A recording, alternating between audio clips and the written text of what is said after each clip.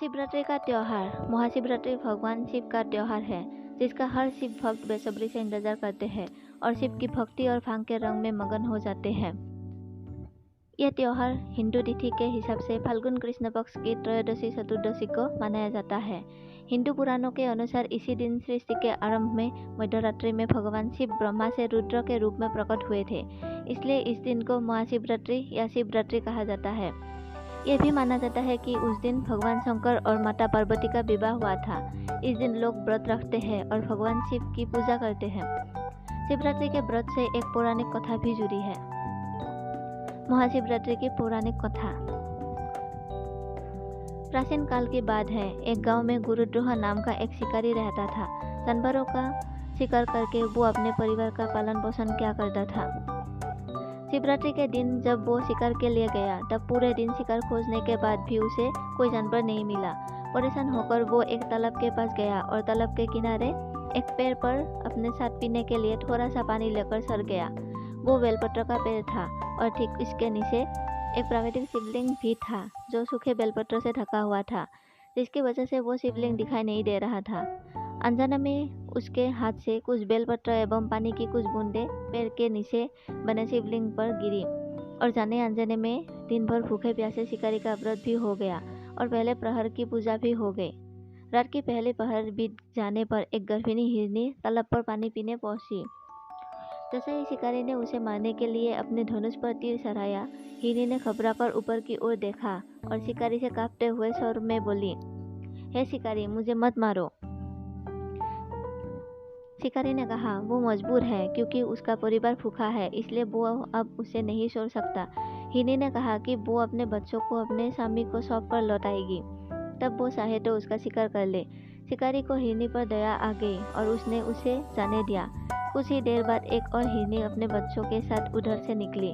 उसने धनुष पर तीर चढ़ाने में देर नहीं लगाई। वो तीर छोड़ने ही वाला था कि मृगी बोली, हे शिकारी, इन बच्चों को मुझे इनके पिता के पास सौंप आने दो और उसके बाद तुम चाहो तो मेरा शिकार कर सकते हो। मैं तुम्हारे पास स्वयं उपस्थित हो जाऊंगी। शिकारी ने कहा, हे मृग, मैं विवश हूँ, मुझे अपने बच्चों और पत्नी के खातिर तुम्हारा शिकार करना ही होगा।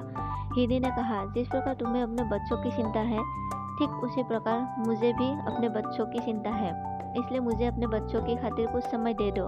उसके पश्चात मैं तुम्हारे सामने खुद आत्मसमर्पित हो जाऊंगी। हिरनी की अपने बच्चों के प्रति अपार ममता को देखकर शिकारी को उस पर भी दया आ गया और उसे भी जाने दिया।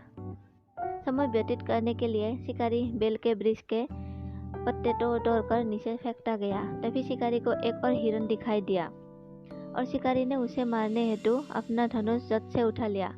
शिकारी को देख हिरण ने कहा, अगर तुमने मेरे बच्चों और मेरी पत्नी का शिकार कर दिया है तो कृपया मेरा भी शीघ्र शिकार कर दो, और यदि उन्हें जीवनदान दिया है तो मेरे प्राण भी कुछ समय के लिए दे दो, ताकि मैं अपने बच्चों से एक बार मिल सकूं।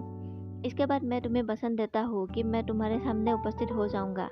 शिकारी ने उसे भी जाने दिया और कुछ समय के बाद तीनों हिरण शिकारी के सामने उपस्थित हो गए। शिकारी दिन भर भूखा प्यासा रहा और अनजाने में ही उससे शिवलिंग की पूजा भी हो गई और इस प्रकार शिवरात्रि का व्रत भी संपन्न हो गया। व्रत के प्रभाव से उसका मन पाप मुक्त और निर्मल हो गया और उसने तीनों हिरणों को छोड़ दिया। शिकारी भूतकाल में हुए अपने द्वारा निर्दोष जीवों का हत्या के पश्चाताप से दुखी था। तभी वह भगवान शिव प्रकट हुए और बोले, आज के बाद तुम्हें ऐसा काम नहीं करना होगा जो तुम्हें पाप और आत्मग्लानि के बोझ तले दबाता जा रहा है। शिकारी ने रोते हुए कहा कि ऐसी कृपा मुझ पापी पर क्यों।